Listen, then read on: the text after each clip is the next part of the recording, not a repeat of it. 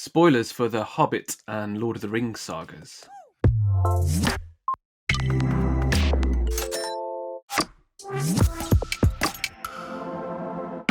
Hi guys, and welcome to our brand new show, The Great Hollywood Rewrite, where we take a look at some of cinema and TV's most troublesome titles and have a poke around under the hood. We'll peer into gaping plot holes, stumble through narrative missteps, and scratch our heads over fuzzy logic. At the end of each episode, myself and members of our global network of screenwriters will aim to have a new working model of the audience-selected film or TV show. Or we'll retreat with our tails between our legs and decide to leave the original incarnation as is. Either way, it's going to be a lot of fun. This week, I'm joined by John, and as part of the script department's Lord of the Rings series, we'll be taking a look at The Hobbit, An Unexpected Journey. But before we get stuck in, if you haven't done already, check out our website, thescriptdepartment.net, for all our latest projects, including script readings from our network of global screenwriters. Also, you can follow us on social media, hit the links in the description, and subscribe to our podcast. Just search the Script Department wherever you get your podcasts for daily episodes. So, John, Lord of the Rings, amazing masterpiece of a trilogy. The Hobbit, still pretty awesome, but sort of less well received. What are your feelings on the this prequel trilogy of The Hobbit? I have a lot of time for these, and I watched these over Christmas, the extended editions in beautiful 4K on my TV for the first time, I think, since they left the cinemas. And I was like, we were really captivated, actually. And my wife was a big Lord of the Rings fan, but she really didn't like the Hobbit movies when she first saw them. And even she was kind of teary eyed at the end when Bilbo says his goodbye at the end of the Battle of the Five Armies. There was something about it. It sucked us in, and we really I have to say I have a lot more time for it than I did before. And yeah, there's just something about it. I understand the grievances people have with these films. I totally do, and I totally get that they are not the same as the original trilogy. But I don't hate Yeah, these movies. I don't I hate think these movies. there's a weird thing when you're the prequel trilogy curse, right? So when you're going backwards from such a beloved uh, series of films, the Hobbit series is a great set of films, but there are certain irregularities that have happened almost because it's been written into itself. There are parts of it that might need to lean on the original text that you can't quite get across in a movie, because you obviously you don't have prose and you don't have the amount of backstory that you can put in there. You sort of have to, suggest it as in the script. But yeah, there are a few slight plot holes that people sort of return to again and again, and question. I don't think I you know I don't think any of them are glaring plot holes, but there are some that are worth chatting about. I mean, the first few that we're going to discuss, for example, look at Bilbo, his selection into the company, why Gandalf chose him, his acceptance to it, and things like that. Because in the book, it was quite obvious what was happening. Less so in the film. Motivations for Bilbo, the dwarves, and Gandalf are a little bit thin in this. And Gandalf is literally the ultimate deus ex machina in this. He just pops up and solves the problems regularly. This again is one of those things as writers that we try and avoid. But when he does it, it's super cool. So, sometimes it's forgiven. And of course, giant eagles, but we'll talk about that a bit later. So going back to the first point about Bilbo and his skills, what do you think Gandalf was thinking when he selected Bilbo Baggins to be the burglar? I I almost feel like there's a prologue chapter to this movie. I know I haven't read the books, full disclosure, but I don't care. I don't feel like I should have had to do my homework before watching this movie. It should make sense on screen, and that's my rule going into this, right? Um but I feel like there's a prologue at some point somewhere in the I don't know, maybe Ian McKellen had fabricated something for himself as he was preparing for the role or something, where you almost imagine Bilbo's father or uncle or someone on their deathbed saying, please make sure Bilbo doesn't spend the rest of his life worrying about what he's going to have for dinner tonight, or worrying that his tea cozies or whatever are going to get stained. Like, get him out there, give him some adventure before uh before he kicks the bucket or something. And it's, you kind of feel like Gandalf just saying, all right, yeah, now is as good a time as any. Come on, Bilbo, you're coming with me. It does feel like it's, look, just throw him into the deep end and just get him out the door, because he can't just sit here all day long. But it doesn't feel inherently natural to the quest itself. It's not like James Bond needs, Felix Leiter because he needs CIA intel. This is very much, we just need another person, and you're here, and and your house seems to be big enough to house us all for a meeting, and so why not? It really, yeah, it doesn't make sense. I completely get it. Yeah, there's some interesting decisions made in the information that we're given, because in the Hobbit we sort of learn that there is a bit of history with Gandalf and Bilbo. I think they reflect it quite well that Bilbo doesn't necessarily remember Gandalf, but he remembers his name. Um, but I think what they're trying to say in the film, if we're going to look at it from a standalone thing, is that Gandalf saw something in him as a young boy, and he could see that he was adventurous. But that's like one line, and if that's the motivation for Gandalf selecting him, I would have liked to have seen that. Maybe, could we have had, you said, like a little cutscene of Gandalf talking to Bilbo's father? Like, could we have seen them when he's setting off his fireworks, and Bilbo misbehaving in a very unusual way for a hobbit? Is there something that we could have seen that Gandalf saw in him? And for example, he's coming to choose him as a burglar, but I don't think even Gandalf knows this new. Does he have skills as a burglar apart from being a But little guy that's light on his feet? Like, there is a line, if I'm not mistaken, in the first film where it's dragons don't know the smell of a hobbit, and I love that line. I just think, am I making that up? I don't know. It feels like it's in that film. Where, am I making that up? I Correct me don't if I'm I wrong. don't remember that line in the film. I think I remember a line, and I could be wrong, where maybe we should write it in if it's not, It's where quite it's dark, though, isn't it? where Gandalf, like, everybody's saying, but what the hell is it? They're hanging a lantern over Yeah. the idea of what you just said. Like, why is he a burglar? Why should we bring this guy along? And everybody's kind of giving out, and Gandalf says, we're going up against a dragon here, and a dragon doesn't know what a hobbit looks like, or doesn't know the smell of a hobbit.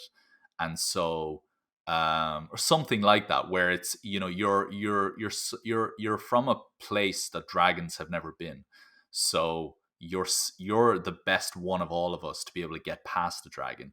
But that's complete, and that is said, that kind of rationale is given. But the it's completely undermined in Desolation of Smaug, because within a few seconds of, once the dragon kind of wakes properly, once Smaug wakes properly, he's just there. Like, there's nothing, it requires the ring of power to be able to escape him. I was actually, as I was watching this again recently, I was thinking to myself, this would make total sense if Gandalf knew he had the ring. Like, if he Mm. had the ring before this mission, like if he had gone on a quest as a young man and come across this ring and kept it, and Gandalf knows he has it, and it's like, I need somebody who can get past this dragon properly, like really credibly survive this encounter. Actually, yeah, Bilbo has a ring, and I don't want to get him to use it because I know what it's capable of doing, maybe, or it's not. I may not know exactly what this ring is, but I know it's probably not the best thing. But you know Yeah, what? We need it. And it's almost like, by him finding the ring afterwards, it's almost like he was, Gandalf was prophetic or something, that he knew. yeah. I mean, there's again the weird thing of writing into an already existing story. Obviously, that negates any sort of use of the ring that would ruin the continuity of Lord of the Rings. So they're already in between a rock and a hard place writing wise, and you know it's almost like they've tried to not lean on things so much that they've gone in a weird direction. Like, they haven't discussed too much about Bilbo and Gandalf's history. They haven't discussed too much about why he's been selected. So that if the all of the information of why he's been selected, like dragons can't smell him. For me, that has to be in the house in the Hobbit hole when the dwarves are saying, "Why is it him you're selecting to be the burglar?" That's the point, because then the audience get in and we know exactly what's happening. I mean, even then, if it was like, oh well, a dragon can't smell him, one, you might have lost him, and two, they might have gone, so what? Like, what's we're stronger and faster. I would have almost wanted to see something else. You know, can Bilbo have? Is he good with his sleight of hands? Is he like a magician in the village, or does he have skills that he does? Because does he perform tricks for kids, or is there just a little thing to show? Oh, look, he's very dexterous, or just something, Yeah, just to give him an extra little bit of, oh, he's actually better at that than the dwarves. yeah. Because apart from the smell, I don't know. Like, was But Illy and Killy, were they were pretty slight guys. Like, surely they could have yeah, got in there. but It's quite, I just think, yeah. I mean, the more I say it to myself, the more I really do believe you got to rewrite this whole story from the ground up, and actually make your great prologue. Lord of the Rings is famous for having great prologue scenes at the beginning of movies. Make your great prologue the encounter with Gollum. Like, I was on a journey once back in a day when I was braver, and I found this ring, and I never want to leave again. I never want to leave my home again now, because after that encounter.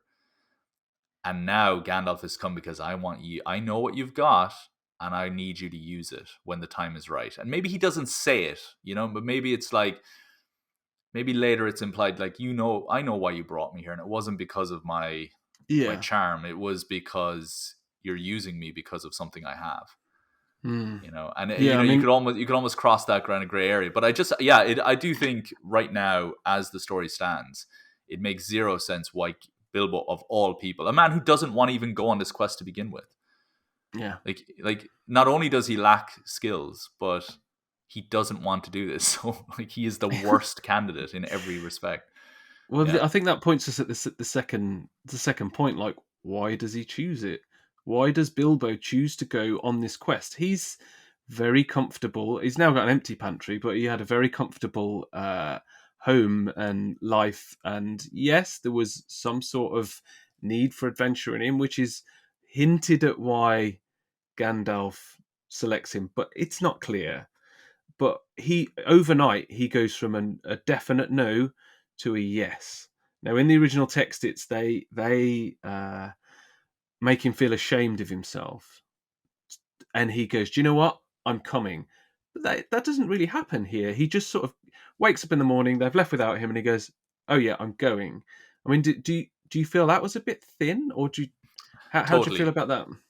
Totally. And that was the one, I'm somebody, I can watch movies and forget about the plot holes, or forget about those kind of moments when I'm watching it, and it's maybe somebody will mention it to me afterwards, and I'll be, oh, okay, I didn't think about that. I remember clear as day right now watching that in the cinema and thinking, nope, that's too quick. That's way too quick. He gets up, he sees an empty house, he sees a contract on a table, and he's like, that's it, I'm going away for a year. I'm risking my life to face a dragon. Like, it's just the stakes, the ramifications of that decision really do need to be sewn deeper into the kind of tapestry of the story. And it's, him running and saying, I'm going on an adventure and all that is great. That's, he's really, like, overexcited about it. But to go from almost depression about, Yes. seeing, it's almost like, yeah, but they do make him feel ashamed. He does, Gandalf does, um he does kind of guilt him into it, a lot. They're having that conversation. There's that beautiful line, really beautiful line, that Bilbo comes out with, which is, can you promise that I will come back? Mm. And he says no, and if This you is and if you no. do, you won't be the same. And it is a hell of a trailer That's line. great. It is Yeah. great delivery, great, like, one of the great back and forths in Lord of the Rings generally. And if that doesn't make you go, oh wow, and he almost feels like, yeah, he does feel ashamed. He does feel a bit guilty, like, yeah, I have let life I have let the comforts of life get the better of me. And I do feel guilty. You can tell he does feel a little bit kind of guilty for that. Yeah, for him to Not that it's sleep on something. it. For him to Yeah, sleep on it yeah, though, and then just wake up and run. yeah. For my liking, I'd have almost liked a little bit more in, Bag End.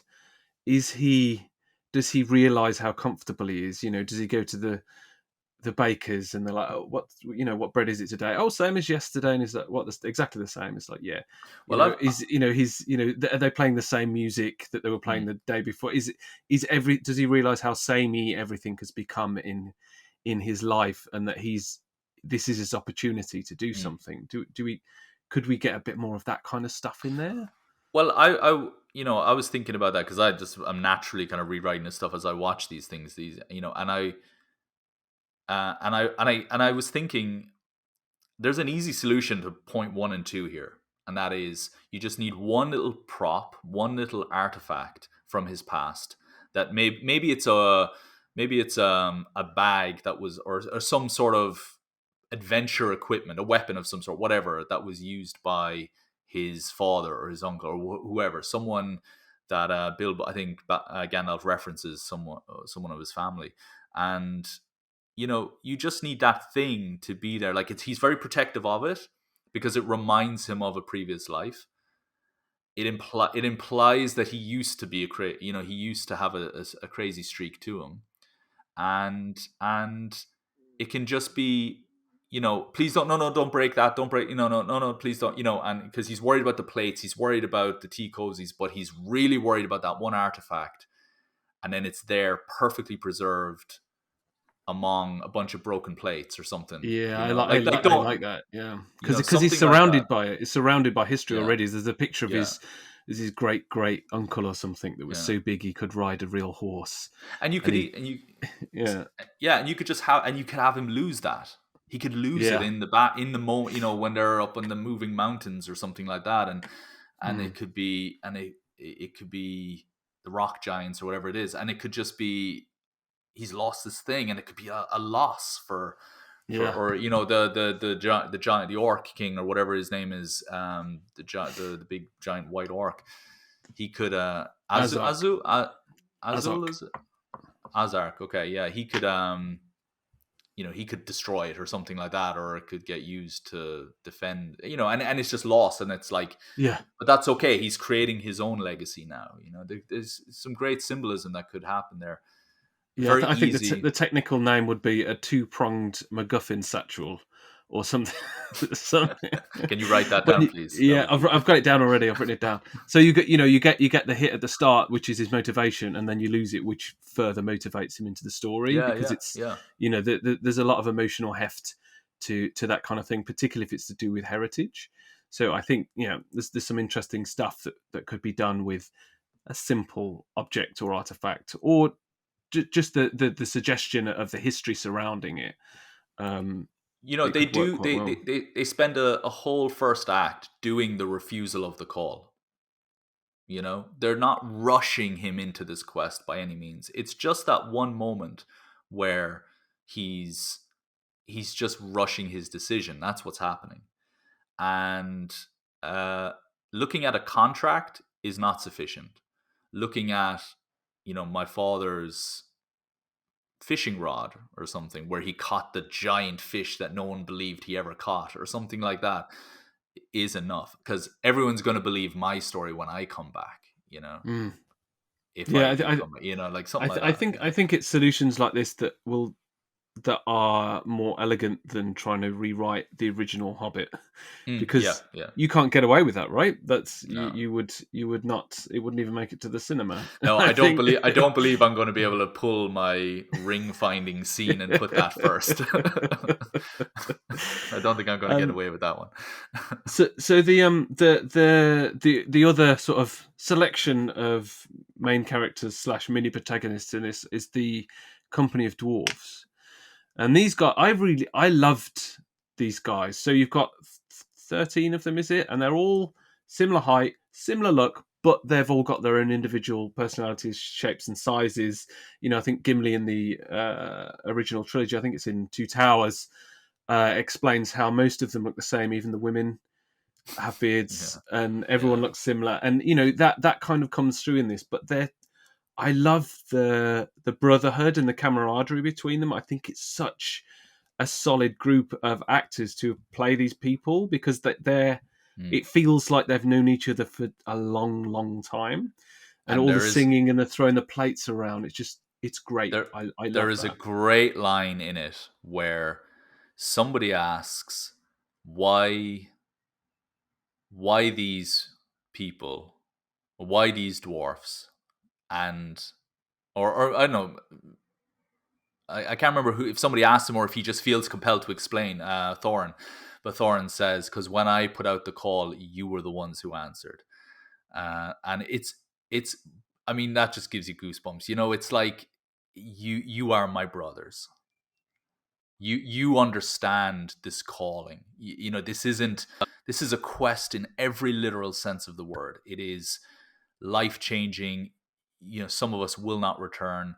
This is We are doing the thing that no one else is brave enough to do. And you've got that, you know, there's that one dwarf who's particularly, I mean, there's one or two of them who you don't think should survive this at all. You know, you can tell they may have never lifted a sword in their life. But they're just hungry to get going on this quest to take back their home. And there is a real weight, I think, behind who they are as I feel like we might disagree on this next point. Actually, go on. So the dwarves' motivation basically. So it is dressed as get back our homeland, right? But with almost every suggestion of doing this, they talk about the riches inside. In one conversation, they even talk about we have already built a new home. I think in the Blue Mountains they call it. We've built a new home and it's amazing, but we want to go and get the gold. And it's like, and you know, they want the Arkenstone, kind of, sort of. Maybe they do, maybe they don't. But it's like it isn't super clear immediately what their motivation is, because yeah, of course they want to get back their homeland. Like, you know, they tried to retake Moria at one point to get that, and you know they've been relatively transient, but they have a home now. But now they want to go back and get the gold, which is underneath the most powerful creature in the whole of Middle Earth. And it. I don't know. For me, it jarred a little bit. It's like, are you just going back to get the gold then? Like, it doesn't seem like you need the mountain anymore, and it seems pretty dangerous to try and get it back. Yeah, I understand. I've always argued that the the thing I love about Fellowship of the Ring is it's a quest to earn the right. A really simplistic, I don't know, description of Frodo's quest could be, well, he wants to get high by the river. You've got to earn the right to be able to enjoy the fruits of this world. You can't just take it for granted. You've never had to, not that everybody has to take up arms to protect their home. You know, some people will be able to, some people won't be able to. But you, in Hollywood terms, it's too easy for a character to just sit by the riverbank for the rest of their life. You've got to go out there and and understand the value, the real value of what you've got in this world, and go out and see the rest of the world. And so that, to me, is where the real value of that quest is. It's not about saving the world; it's about him being able to really earn that right to. And then I love the idea that at the end of that trilogy, he decides to go on another quest. He gets on the boat, doesn't he, and leaves. And it's like, I've learned that my home isn't the only place out there now, and I want to see more. And it's just great. He's truly grown in every respect, and I love that. In this, I actually I've always felt that this was the more emotionally um, richer story because of that, the way it's framed about them going to get their home. I do agree that whenever they talk about wealth, it does feel like it's suddenly becoming a bit cheapened. And so maybe it's just about toning back on that. But excuse me, I guess the counter argument is that isn't the fear that now is the time there's a chance to there's like that ticking clock, like on the first moon of whatever or the last moon of whatever. We've got like that's our last window to get back in or to take advantage of this secret passage. But everybody wants in, and everybody's trying to take advantage of that at the same time. And so, isn't it like if we don't get the gold, these other armies might get the gold, and that would be bad? I don't know. That's kind of was part of my understanding of it. Yeah, I mean, there's the thing that dwarves like gold and dwarves like mining for gems and stuff. So I get that. His grandfather went mad with like gold fever or what, gold madness, and you think that would have had a more prominent effect on Thorin. Like it's kind of like, what is he? Is he just going to do the same thing? He just wants to go in as a gold. But I mean, for me, it's really linked in with Gandalf's motivation because he's there helping these guys, right? And he's there committing his life to helping these guys get back the gold in their home. But that's not the motivation for him doing it. So he's on the is it called the White Council with Saruman and all the elves and everyone, and they basically know there's something going down. They know that the necromancer is Sauron. Basically, they know there's something very very serious happening. Radagast has been up there. He can say that and they'll believe him. And he's like, it's happening. They're coming back. So for me, I mean, it's discussed briefly in the book, but it's not necessarily discussed in the film immediately. But he's trying to stop. He wants the dragon dealt with before before they have to deal with Sauron, and he's manipulating these 13 dwarves who want their home and their gold, and he's going along with their quest. And really, he's using them to try and get rid of Smaug. And it feels really, I don't know, it doesn't feel like, I know Gandalf isn't always clear about what he's doing, but it feels like he's completely lying, and Yeah, he's yeah, yeah, using them yeah. in such a way. I mean, again, it didn't have to be, because when he's helping them, he genuinely cares. You see that he cares for these people, the dwarves and Bilbo, and he wants them to succeed, but he has ulterior motives. And for me, that felt a bit weird, that he could have just said that up front. Surely he could have said, I'll help you do this because I want this. And it could have been clear, but there's a manipulation that goes on, and I don't know. That didn't sit too easy with me. How did you read that? See, when you describe it to me, I love it. I love the idea that he's got this ulterior motive to that he knows that like you guys, yeah, take all the gold you want. None of that's going to matter in a few years' time when real all hell is going to break loose. It's it does feel and doesn't one of these characters, I think we talked about in a Lord of the Rings discussion or Fellowship of the Ring discussion, one of these characters, ultimately Balin maybe, ends up perishing later on in and they find his grave, in Fellowship of the Ring. Like these characters aren't going to, you know, like die surrounded by wealth and riches, no matter how this ends, and so there's almost like a built-in tragedy waiting here. But I kind of love what you've just described. No, but I do get it. It is it. I'm projecting what could be onto it. And I do feel a big part of The Hobbit is built around your understanding of where this is going to go. Like I accept that they need to go and get the gold, because if they don't, it falls into the hands of the orcs, and I know what that gets used for then. I know that will fuel war. And so, but you, if you're watching The Hobbit and that's your very first entry into Lord of the Rings, you've never seen the other movies before, which for a whole new upcoming generation of moviegoers, that will be how they'll watch them. You go on Apple TV and buy the collection of Lord of the Rings, you're going to be starting with The Hobbit, An Unexpected Journey. And you're not going to know who Sauron is if you've never read the books or anything like that. Or, if you're completely kind of disconnected from the references or anything. I mean, there are still people who don't know Darth Vader is who he is, Not going to be the You ones didn't. You didn't spoil it. You didn't spoil I it. know, yeah, I know. Because hey, there are people who don't know this stuff. So, like, and it does feel that a lot of the weight of this mission this quest, is built around what we know can come if they're not, if they don't hurry. And I wonder, is Peter Jackson writing for fans of the movies rather than for new audiences to come? I don't know.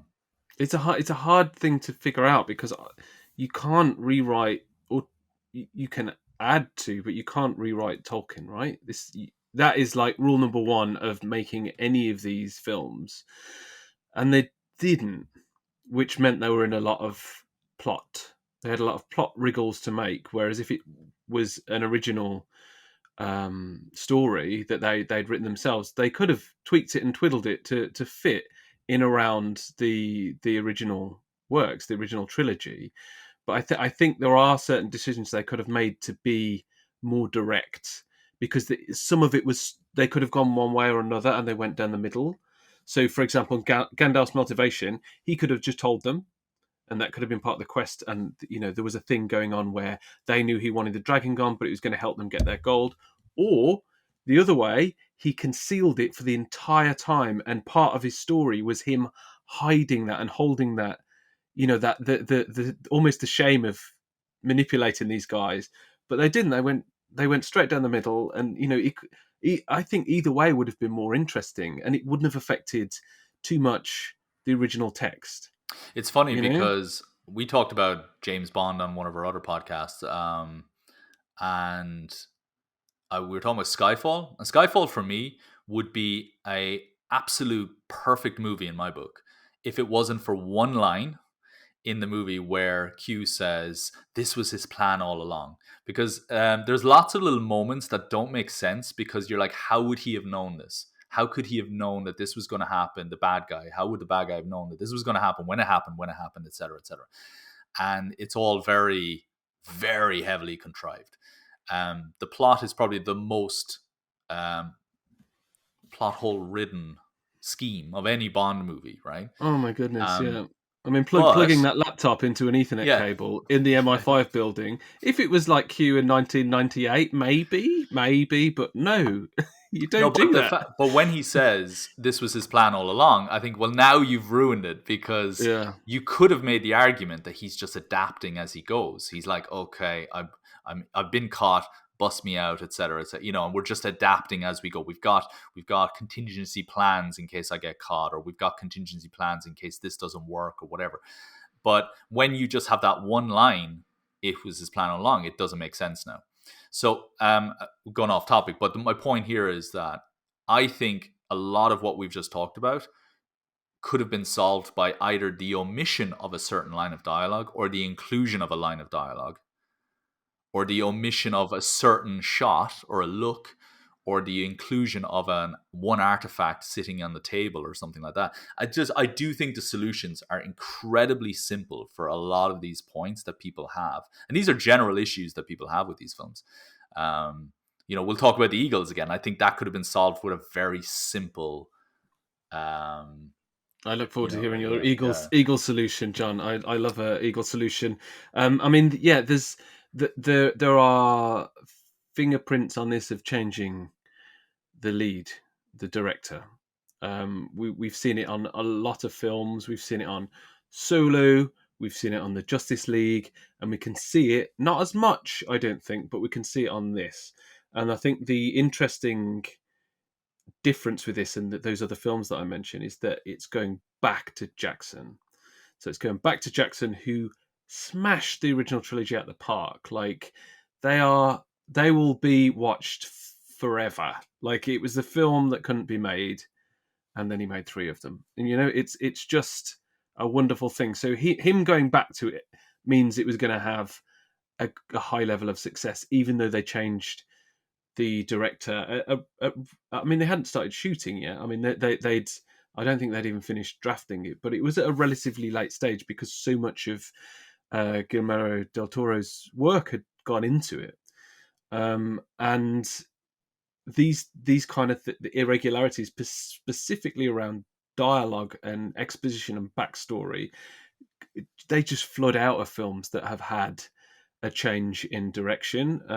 I mean, the Solo one, I quite like Solo, but I mean, you can see there's a buddy film and then there's Apollo 13, and it's like, well, which one is it going to be? Like, and it tries to be both.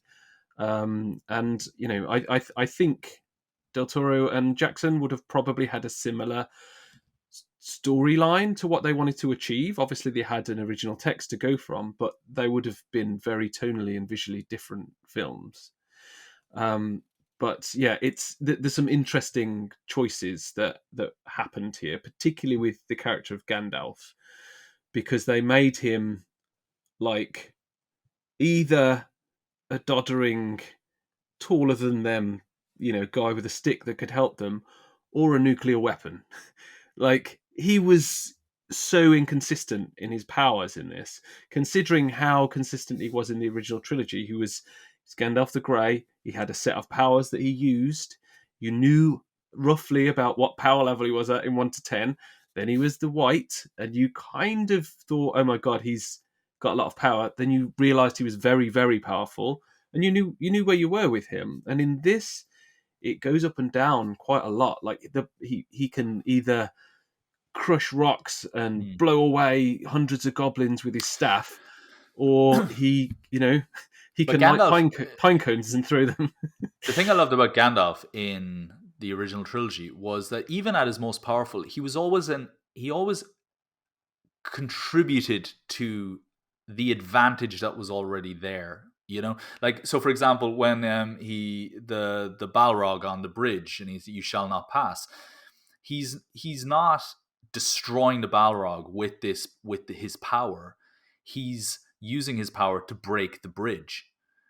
He's just contributing to already something that, it's possible the Balrog would have broken the bridge himself. But he's just putting that nail in the coffin. And when you think about the Battle of Helm's Deep, and he's riding down the hill with the armies, all he's really doing is just bringing out the sunlight, clearing the skies. The army is still going to tear through. The sun isn't going to be enough to destroy the army. They're not, vampires. It's going to be the army. Is the bravery of the soldiers is what's going to win the war. It's Gandalf. Gandalf's just. I'm just holding up a mirror to blind you guys a little bit. And that's what's so great about Gandalf in those movies. He never turns the tide. He's just the cannon on the side of a very powerful battleship, and Mm. and it's not, oh crap, Gandalf is here. Like, it's it wasn't Captain America that won the war in Endgame. It was the Avengers, and Yes. I like that. And you are right, in this movie, he is very much the savior of these clumsy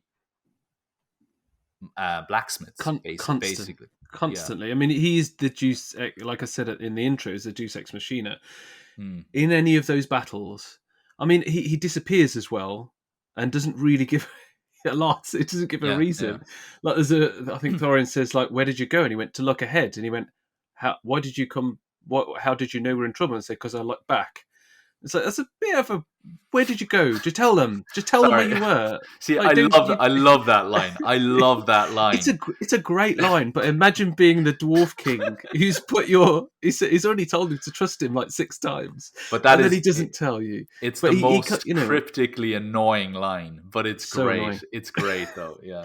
But if you imagine any of these things that have happened, the trolls, the goblins, the orcs, every single time Gandalf did this huge thing that no one else could do, and he saved the day. They would have all died, perished without him in any of those battles. And it's like, he's just like this plot machine. And I get that he kind of did that in Lord of the Rings, but every time he went away, he had a reason. And you saw the reason specifically, and he told where he was going. He told them where he'd been. They all knew what was going on. They didn't. They were worried when he wasn't around, like, where is he? But when he was back, they sort of got an impression of what had happened. And plus, he does turn up with a solution, but usually he's gone to find it. He's gone to do something that will give that solution. He goes to find the riders to come down the hill. He goes to recruit them. Mm. that is what he's doing. He doesn't just go ahead to look ahead and then Yeah, come back and do something. There is a yeah. reason. So I think they've tried to The give us the problem Gandalf we love, and then it's too Route One. I think. I've had to, write road movies in the past where, journey films, and they are so hard to write because it's generally going from A to B to C to D, not because you have to go there specifically, but because it's just on the road, and these are places you will pass on the journey rather than because I have to go to A and then I have to go to B in order to talk to this person, and then I have to go to C to talk to this person. In Lord of the Rings, when Gandalf is going from A to B to C, it's because he's having to, you can't have Gandalf there all the time because he just does a lot of the heavy lifting. And in Fellowship of the Ring, which is the most kind of a road movie of those trilogy, I think he does. He gets written out. But then in the second film, he's almost like a diplomat. He's going to this place to recruit these people. It's not, I'm trying to just get to Mordor again. It's I've actually got things I need to do here. And in this film, it is a case where you can't write him out, but you can't have him in every scene either. And I mean, their hands are tied really, as I don't think it's their biggest crime, but I don't know what their biggest crime would be, to be honest, but I don't know what the solution to that is. It's the one area where I don't know what the solution is, because it's not like he can go to Rohan and recruit an army or something. Do you know what I mean? So yeah, they're trapped in between. Yeah. The start of this one and the start of Lord of the Rings. Like they are trapped in the scale. So to do a whole war, to build up to the Battle of the Five Armies and do this whole epic thing before the biggest, most epic battle Middle Earth has ever seen. Like there was a weird balancing act they had to do. I think they did it quite well. I think they did a really good job of building up to this huge, enormous battle that didn't mean that Sauron was dead. Do you know what I mean? It was a different thing that was felt just as important at the time. There were, you could, if you want to look at it from Gandalf's point of view, that he wanted the dragon gone, so he didn't team up with Sauron, or there wasn't another massive power in Middle Earth. This is the first step in the battle that became Return of the King. Do you know what I mean? This is the first step of that entire battle, which I don't know if it in the books. I don't know if it felt necessarily like that, but it does in this, and I think that was the only way they could do it, because they can't have a fresh standalone trilogy because it means so much to the next one. There are a lot of links they do to it, like how Bilbo catches the ring on his finger, and there are a lot of mirrored moments in what happens, and I think that's important to do these sort of fan pleasing tributes, but there is a level of it that you need to stop at. So I mean, for example, creating the Gandalf effect, like for me, it was like, oh, he saved the day again. Oh, he saved the day again. He didn't necessarily have to do that. They could have saved him. That might have been a nice twist in it, that he is the badass that can destroy everything. But the goblins got him, and they needed to save him. That it wouldn't have been necessarily a difficult thing to write. As we see in the Battle of the Five Armies, his staff doesn't work at one point, so he's not completely infallible. Like he can make mistakes, so that could have been a way they went, just to make him not this nuclear weapon of a wizard. Yeah. that could Exactly. just destroy everyone. And talk about the goblins, he basically bowls in there and he kills the head of state of this society that they're invading. Do you know what I mean?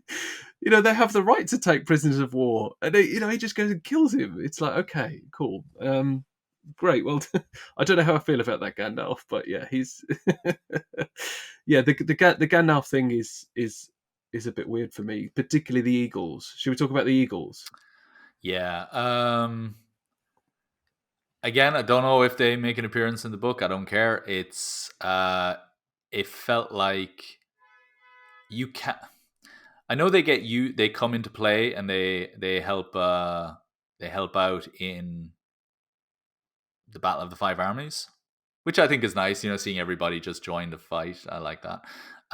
But in this, it's just weird because they get dropped at the top of a mount, like the top of a big summit of this kind of it's like a giant kind of pedestal or podium or something like that with low. I mean, an infinite number of steps to get back down. It's very, very risky, actually. Frankly, It leaving. feels mean. It feels Yeah, mean. yeah, it's very mean leaving them there. It's a great image we can see the mountain in the distance and all that, and it's fantastic. But there was, I don't think they did the quest any favors. I know the big question is, why don't they just bring them straight to the Lonely Mountain? Why didn't the Eagles just bring Frodo and Gandalf and all them to the Mount Mordor to begin with? I I don't really have an answer to that, but I don't. It's not some. I would rather the Eagles weren't there at all. Like, I just think I don't. I love that the Eagles are there. They're teased in Fellowship of the Ring, and they show up in Return of the King. It's a lovely way of paying off your attention to these films, and it's the complete left field, unexpected rescue. So when people say, "Oh, but why didn't the Eagles just always bring it?" That's not the point. The point is they went on this journey. They've grown on this journey. They wouldn't have had that if they took the taxi. And the Eagles coming to save them at the end is the most unexpected rescue and outcome of that ending. Yes, we've all seen these films to death, but at that time you were not expecting Eagles. And that's brilliant. That's fantastic storytelling. And they're not coming in, like, they're not just being shoehorned in. They were there. We've seen them Yes, rescue Gandalf from dangerous heights in the past. So I Isengard. like Yeah, it. I like it. But in this, I felt, no, you're overplaying the card now. And even if it's in the books, it feels like you're overplaying your hand. yeah. I think even in Return of the King when they turned up, immediately it was like, what? But why didn't why haven't they been there? Yes, there was a whole character development that went on, but I wouldn't care about developing. I just want to fly in on the eagle. So I think the the argument for it would be that the Eye of Sauron wasn't upon them. If that thing was looking around, they'd have blown these eagles out the sky with the medieval equivalent of cruise missiles. They would have just downed them, and that would have been it. They would have been done. So yes, I get that. The tower had fallen. Sauron was effectively gone, and they were picked up and saved from the side of Mount Doom, and that makes sense. Here, not so much. I mean, there's the in the I think it's in the books, or there are conversations surrounding the books about why the Eagles help, and they help Gandalf because he once saved the prince or the king of the Eagle Society, so they're indebted to him and they like him. So if he calls for help, they will help. But they don't really care about the dwarves or the hobbits. Yeah. They're there. They're there doing Gandalf a favor. It's a favor. They're not there to Well, completely solve their yeah, quest for them. yeah. But And they are. there's a thing about the eagles hating orcs. So there's a conversation that many people have about that these eagles swoop in to spite the orcs. They're like, we're going to kill a bunch of your guys and we're going to take these guys away. Ha! And for me, that makes the eagles. That's a bit of a dick move, really.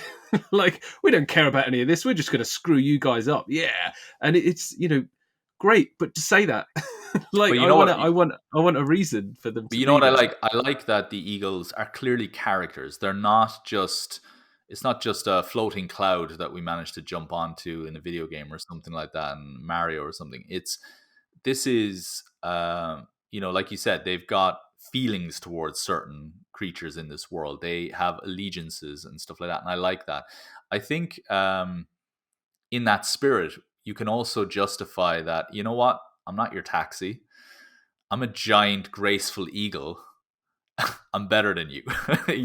I'm not your chauffeur Yeah, who's gonna just bring you wherever you want. Go sort yeah. yourself I, I, out. I don't I care if you think get your mountain back. I'll help you because Gandalf asked me to help you. But helping you is getting you out of these guys' line of fire. Helping you is not bringing you halfway across Middle Earth. So yeah. that's how I've always sold it. I'll help these two people who've clearly deserve, who've shown, we've watched them from afar and they've clearly shown that they are deserving of rescue and that they've done a good thing for this world and they don't deserve to die in this moment. But again, I'm not bringing you to Mordor. Do you know how toxic the air is? Like I don't know. I can imagine that. And so again, if you want to look at them as cattle or horses that are just or ponies that are just there to do our bidding, then okay, well, why didn't they just crack a whip there and make them bring you to? But if you describe them and if we like that they have characteristics, that they have allegiances, that they have loyalty and they have disloyalty and so on to other creatures, like then it's completely understandable to me. Well, yeah, I'm not bringing you all the way to Mordor. I'm not bringing you all the way to this mountain. There's a dragon there and they can fly. I'm not going near that.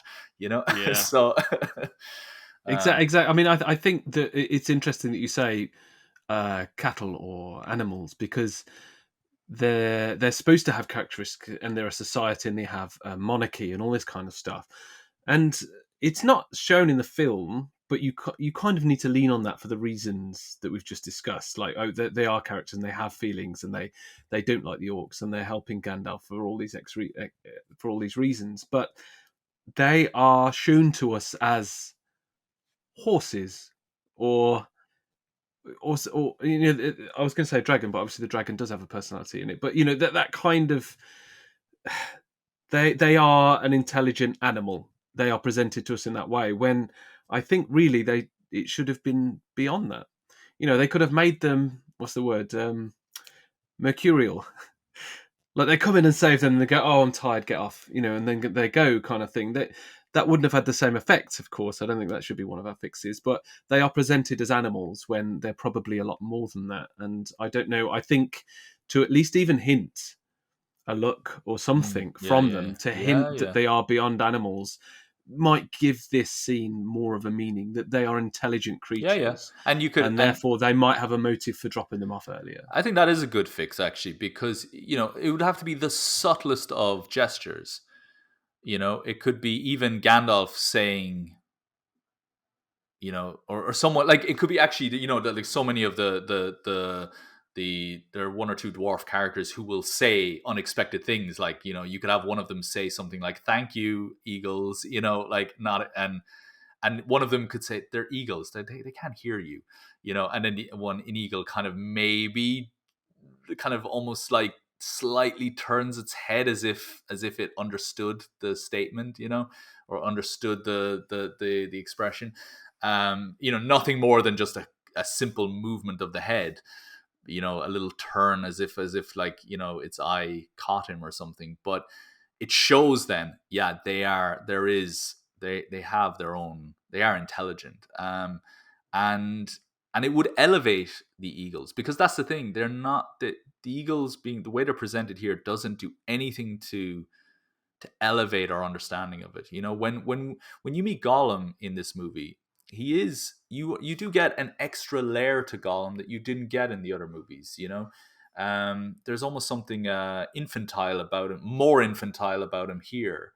It's almost like he's a little bit innocent and hasn't been wronged by people yet, or something. Like he's vicious, but he trusts a little bit more. And when he meets the other hobbits then later on in the other movies, he's not.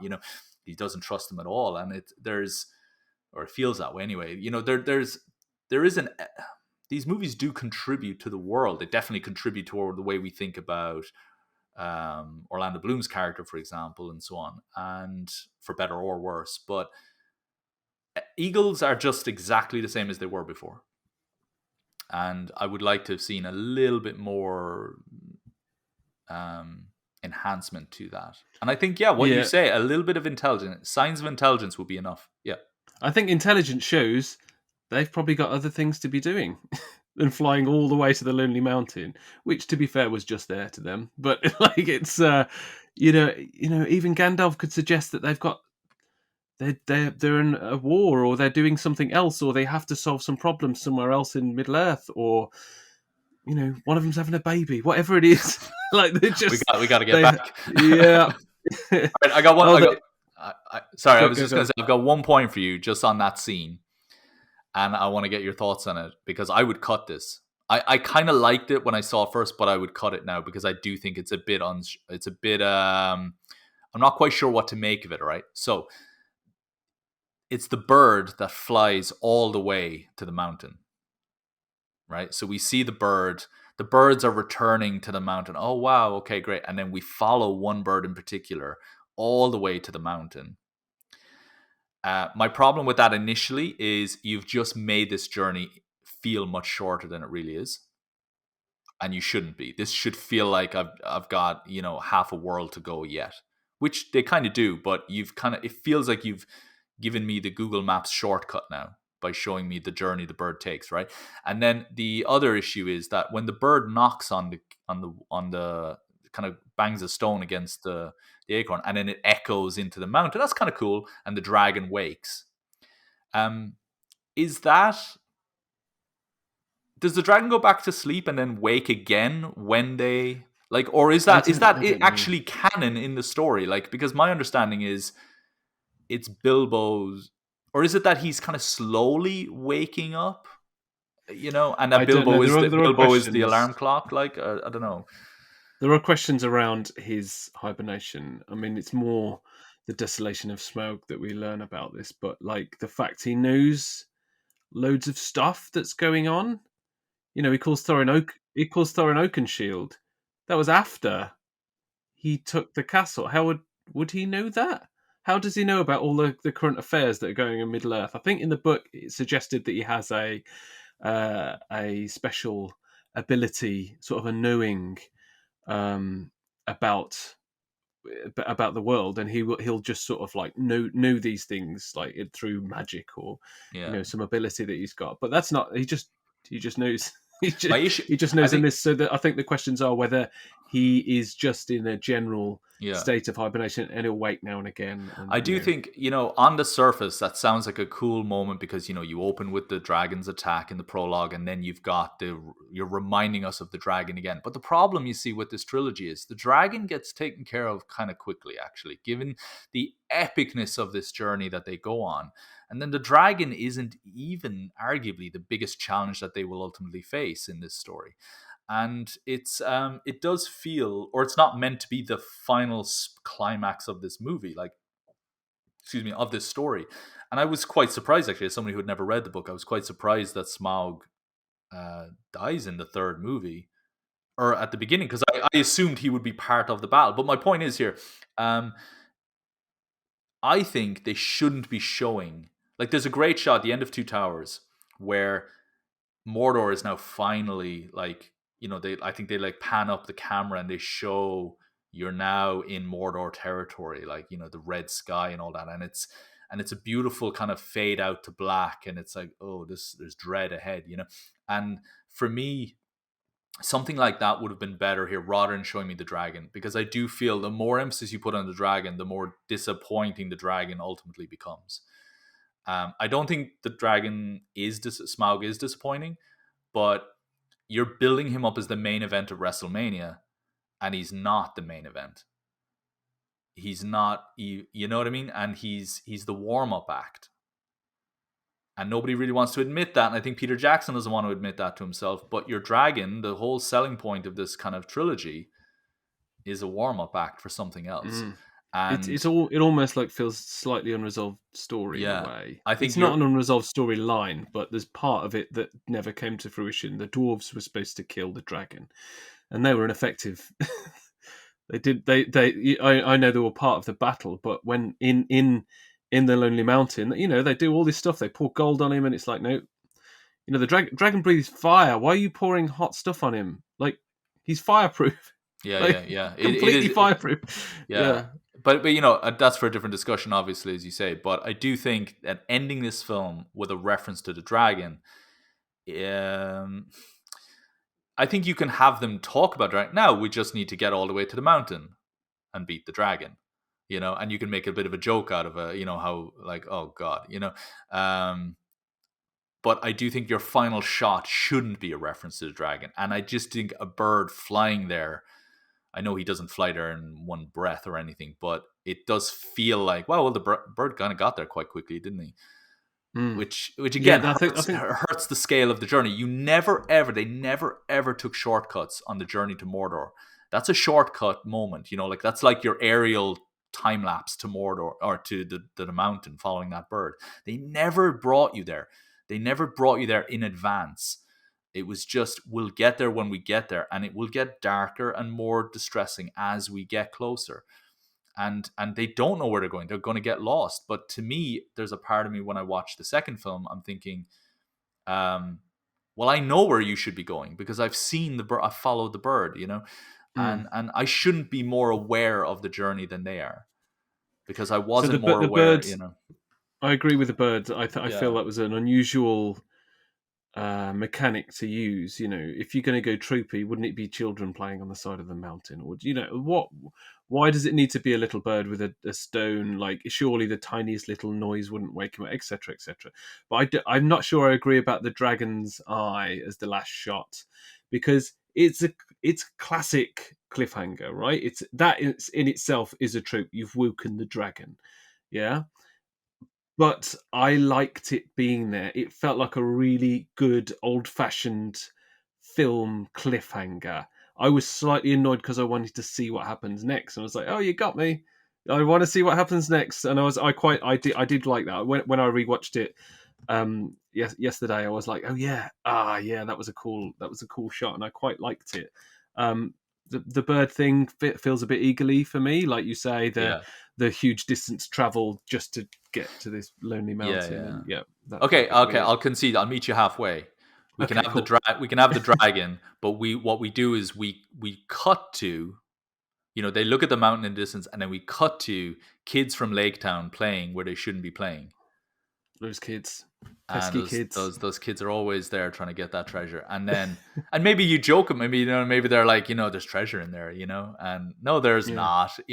I hear there's a dragon in there, something like that. Oh And then we god, pan in. one of them finds a little coin, goes down a little tunnel. Ah, it could, yeah, The it could be good. Arkenstone gets discovered, and then the story's over. But Story's over. I'll meet you halfway, and we'll take kids playing on the side, and it annoys it annoys the Nice, dragon, and then you've got nice. your shot. And you don't, and because that's a technique that they use in Lord of the Rings. That's visual language that they use, because we regularly cut back to Mordor where they're producing armies, or where Sauron is doing his thing, or whatever, the eye or whatever, so it's okay to cut to the mountain, but don't bring us there in a time lapse shot. Mm. Um, Yeah, yeah, okay, absolutely. I think it's a great solution to an unusual ending, I guess. If we recap over the points that we went over, so we started off on Bilbo, that he has no skills. Why did Gandalf pick him? Why did he choose to go on the quest? I think most of our suggestions came in. They were quite subtle, right? So we came up with he Bilbo needed one, motivation, and two, Gandalf needed motivation to pick him. So Bilbo could have had some sort of skill, his dexterity or his light-footedness, and we needed to see this in an example, maybe even presented in front of the dwarves for some reason, and also that his history with Gandalf would have been a bit more explained. So he would have had Gandalf would have remembered him. We might have seen Gandalf being impressed by him as a young boy. We might have seen Gandalf become aware of his heritage that we're suggesting there's a MacGuffin for, that he would have a what do they call it, the two-pronged MacGuffin satchel. well, I remembered it. you Yeah, coined that one, yeah. yeah, that's going into movie history now. So yeah, there's I think that was how we tried to tweak the Yeah, start. Am I remembering that right? Was there yeah, anything that I've and forgotten? it's just, a little bit of a reference, like alluding to something more substantial than, um, I judge you because you choose comfort, you choose safety of your home, like any normal, person would.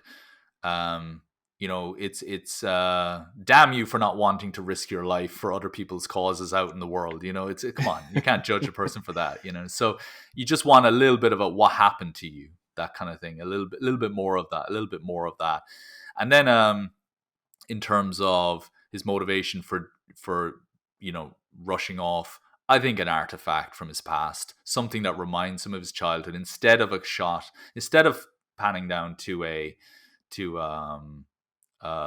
contract, which who cares? Why are you signing contracts? It's like, Yeah. it's just what are we doing here? And have you read the terms and conditions? Come on, And so it's the idea, instead of something more familial or anything that shows him that the warm hearth and the lots of food isn't necessarily the most exciting thing you can do. Just some kind of heritage to adventure. And it could be something as simple as, God, I hate having to clean out my fire every morning after, and then he's just sitting there and he's looking out at the garden, he's looking out at the woods, and he's looking at his fireplace and he's thinking, oh, do I really have to do this? You know what? I'm going off. Even that will be more substantial, more meaningful than a contract, so yeah. So I think there are. It's simple to solve the why he goes on the journey and his motivations for being chosen and to choosing it. I think less so are the combined motivations of Gandalf and the dwarves. So you're not too fussed about the dwarves' motivation, right? You think that look, I think I've forgotten the references to gold in my mind, that they want the gold. I've always framed it in my mind as they're trying to get home. And I think I've forgotten about the idea that they've built a safe home for themselves as well already, that they have moved on. And so I fully understand I'm on board when it's retaking our home, but I agree with you about let's get the gold. However, I feel if you build up the threat of what that gold can represent in the wrong hands, or what that dragon can represent in the wrong hands, then I think we've got something more. So I think we can accept it a little bit more then. That it's not about getting our gold back. It's about stopping Sauron or whoever, or this necromancer or the orcs or whoever from, filling their war chest. Yes. I think making a golden ticking clock is that almost adds more peril to their journey. If I didn't know any better, I'd say you're a writer. That was wonderfully phrased, by the way. The golden ticking clock. So we've got that, but then we've got Gandalf manipulating them. I really like the idea that he has to struggle with hiding this reality from them, that he's using them. So. I like that. It would be an easy fix for him to go, do you know what? I also want this. I'll help you, but I need you to kill that dragon. And how that was easy, but I think the more conflict would have come from him hiding that, and maybe one or two of them find out, and he has to keep them quiet. There's something in there. And it's something that Thorin and Gandalf could be arguing about behind closed doors. It could be, don't lecture me. I know why you brought Bilbo along. And it wasn't because he's your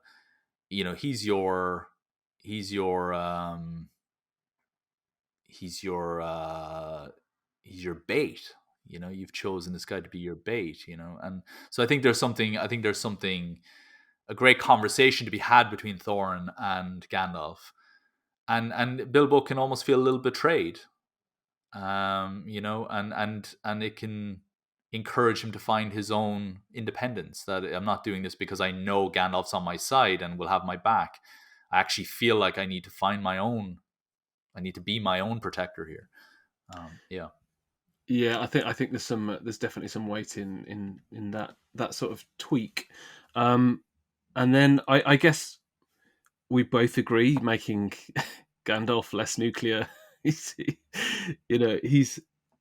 isn't the dude that can solve everything. Maybe he needs saving by the dwarfs and the Hobbit. Maybe there's a moment in there that the roles are switched, just so he's not the magical dude You that you saves the day every you single time. you want that wonderful moment in the Dark Knight where Gordon sits down with his son and says, "Did Batman save you, Dad?" And he said, "No, no, this time I saved him," which Oh is yeah, a that's hell of a awesome. moment. Isn't that what Yeah, every father wants their child to kind of just look at them like you're the hero? You know, like isn't that amazing? What a beautiful moment! Like, and you want, I know you could have something cool where it's Bilbo saves Gandalf, and Bilbo shows that he's got the ability to make, like, now more than ever we have confidence in this quest.